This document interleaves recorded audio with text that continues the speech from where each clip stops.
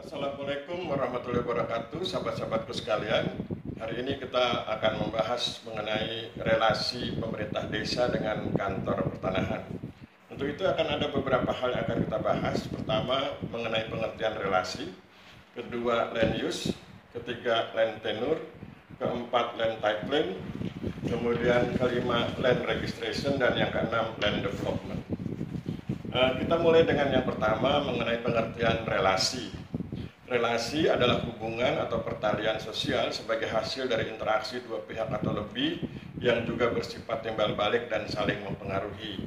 Dengan demikian, kalau kita bicara tentang relasi pemerintah desa dengan kantor pertanahan, berarti kita sedang bicara tentang hubungan atau pertalian sosial sebagai hasil dari interaksi antara pemerintah desa dengan pihak kantor pertanahan yang bersifat timbal balik dan saling mempengaruhi. Kantor pertanahan mempengaruhi pemerintah desa agar pengelolaan pertanahan di desa tersebut menjadi lebih baik, dan pemerintah desa juga mempengaruhi kantor pertanahan dalam hal memberi dukungan atau partisipasi dalam kegiatan-kegiatan yang berkaitan dengan kinerja kantor pertanahan. Kemudian yang kedua, kita bicara tentang land use. Ya, land use itu penggunaan tanah, dan ketika bicara tentang penggunaan tanah, maka perlu diperhatikan bahwa di level desa ada upaya untuk mempertahankan lahan pertanian, bahkan ada upaya untuk mempertahankan atau melakukan apa disebut dengan lahan pertanian pangan berkelanjutan. Tetapi kemudian pada sisi lain kita juga mengerti bahwa ada dinamika pembangunan yang tentu membutuhkan tanah.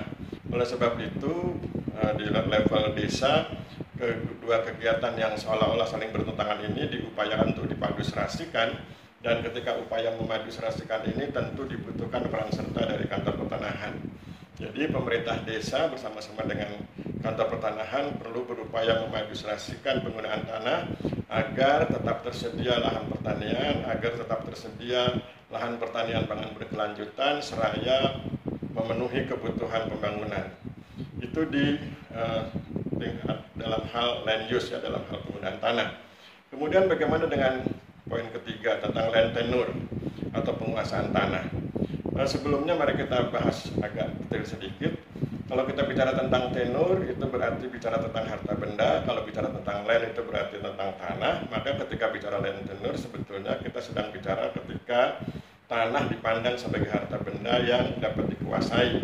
Sehingga kemudian kita juga sering menyebutnya sebagai penguasaan tanah. Jadi kalau bicara land tenure, kita bicara penguasaan tanah. Nah, berbekal penguasaan ini, maka mereka yang memiliki kewenangan menguasai atau mereka yang menerima atau berhak atas penguasaan tanah tersebut, maka mereka juga berhak untuk menggunakan dan memanfaatkan tanahnya. Jadi, mereka yang menguasai tanah berhak untuk menggunakan dan memanfaatkan tanah. Bagaimana kaitannya dengan relasi pemerintah desa dengan kantor pertanahan? Maka tentu kantor pertanahan akan memberi pembinaan atau bimbingan kepada pemerintah desa agar penguasaan tanah dapat berjalan dengan baik. Sebagai contoh misalnya ketika ada tindakan di desa Ngandagan, apa yang disebut dengan land reform lokal di desa Ngandagan, di desa Karanganyar, di desa Prigelan, Kecamatan Pitruk, Kabupaten Purworejo, yang memisahkan antara penguasaan tanah dengan pemilikan tanah. Nah, misalnya begini, kalau di desa Ngandagan itu pemilik tanah sawah, pemilik tanah sawah yang luasnya 300 ubin wajib menyerahkan 90 ubin hak garapnya, berarti penguasaan tanah, kepada pemerintah desa. Kemudian pemerintah desa akan menyerahkan hak garap yang 90 ubin itu kepada dua petani, masing-masing menerima 45 ubin, berarti juga bicara penguasaan tanah. Nah, kalau kemudian, dan itu terjadi di desa Ngandagan, sedangkan kalau di desa Karanganyar itu mereka yang memiliki tanah sawah seluas 250 ubin wajib menyerahkan 90 ubin hak garap atas tanah sawahnya kepada pemerintah desa untuk diserahkan kepada satu orang petani, sehingga satu orang petani itu bisa menggarap 90 ubin tanah sawah. Sedangkan kalau di desa Prigelan, setiap pemilik tanah sawah wajib menyerahkan 1/6 bagian dari tanah sawahnya kepada pemerintah desa, untuk kemudian oleh pemerintah desa tanah sawah itu dibagikan kepada mereka tidak memiliki tanah dengan ketentuan masing-masing yang menerima hak garap adalah seluas 60 ubin. Dan ternyata kegiatan tersebut cukup baik, yaitu misalnya kalau di desa Ngandagan mampu mengcover 128 petani, sedangkan di desa Karanganyar mengcover 76 petani, dan di desa Perikilan mampu mengcover 120 petani. Petani yang dimaksud adalah petani yang awalnya tidak memiliki tanah sawah, tetapi kemudian mereka dapat menggarap tanah sawah. Tentu dengan hak garap, itu berarti penguasaan tanah. Jadi dari sini kita mengerti bahwa mereka yang mendapat hak garap atau mereka yang dapat menguasai tanah, maka mereka juga bisa menggunakan dan memanfaatkan tanah. Kemudian kita berlanjut ke poin keempat tentang land titling. Land titling ini bicara tentang kepemilikan tanah, sedangkan ada juga istilah lain yaitu land title, bicara tentang kepemilikan tanah. Nah, ketika bicara land titling, kepemilikan tanah, dan land title, kepemilikan tanah, sebetulnya akan bicara tentang hak atas tanah. Dan kalau bicara tentang hak atas tanah, bukan cuma hak milik, tapi ada juga hak guna bangunan, hak guna usaha, dan hak pakai. Dan itu nanti lebih detail bisa dilihat di ketentuan peraturan perundangan yang berlaku. Jadi land titling itu kepemilikan tanah, land title kepemilikan tanah, itu berarti bicara tentang hak atas tanah. Dan kalau bicara tentang hak atas tanah, bukan cuma hak milik. Jadi kepemilikan tanah itu bukan cuma hak milik, ada juga hak guna bangunan, hak guna usaha, dan hak pakai. Itu tetap disebut sebagai kepemilikan tanah. Jadi land titling atau land title itu bisa terdiri dari hak milik, hak guna bangunan, hak guna usaha, dan hak pakai. Kemudian kita masuk ke poin berikut tentang apa disebut dengan land registration atau pendaftaran tanah. Dalam konteks kekinian, pendaftaran tanah sejak tahun 2016 diselenggarakan apa yang disebut dengan pendaftaran tanah sistematik lengkap.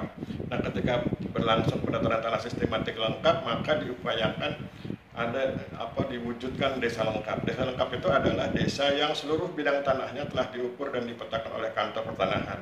Nah, kondisi pendaftaran tanah sistematik lengkap di desa-desa tersebut yang kemudian mendorong diwujudkannya desa lengkap itu memberi kesempatan yang lebih intens kepada kantor pertanahan untuk berkomunikasi, berinteraksi, dan membangun sinergi dengan pemerintah desa. Ini sekaligus juga menunjukkan bagaimana relasi antara pemerintah desa dengan kantor pertanahan. Kemudian kita masuk poin yang keenam, yaitu tentang land development. Land development atau pengembangan tanah adalah peningkatan kemanfaatan, peningkatan mutu, dan peningkatan penggunaan tanah untuk fungsi tertentu sehingga dapat memenuhi kebutuhan masyarakat seperti kebutuhan ekonomi, kebutuhan sosial, dan kebutuhan budaya. Oleh sebab itu, nanti kita akan lebih paham ketika kita bicara tentang land development analysis. Land development analysis itu sebuah tindakan analisis yang pendekatannya bisa bermacam-macam.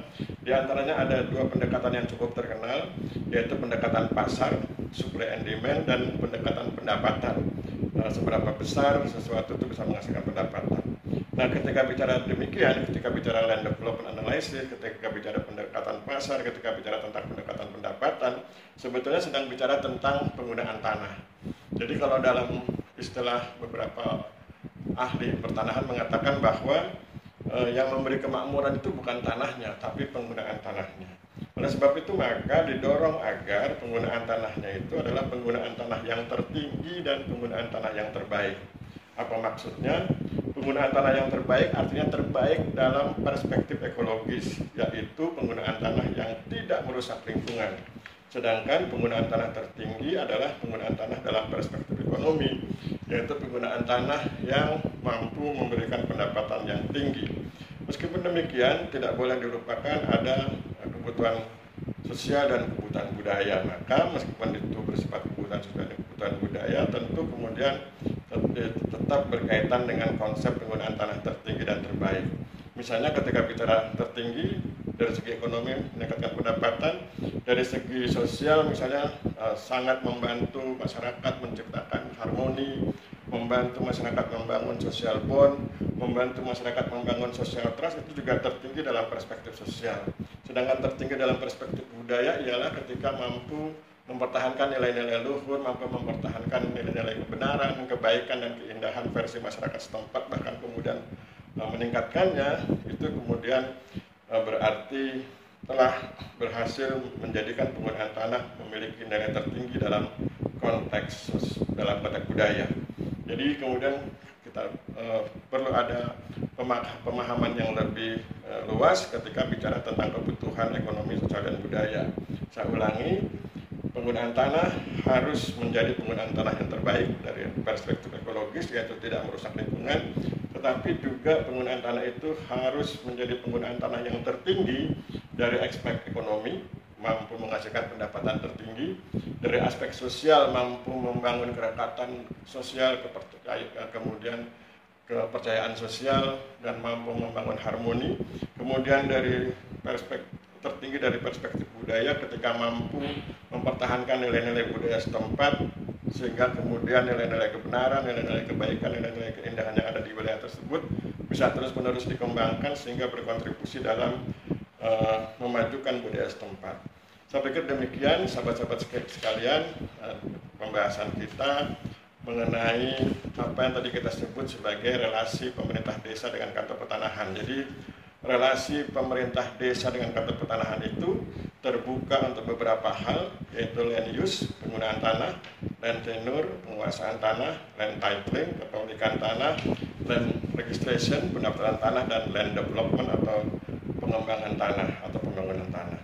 Jadi saya akhiri pertemuan kita hari ini. Mohon maaf bila terjadi kesalahan. Wabillahi taufiq wal hidayah. Wassalamualaikum warahmatullahi wabarakatuh.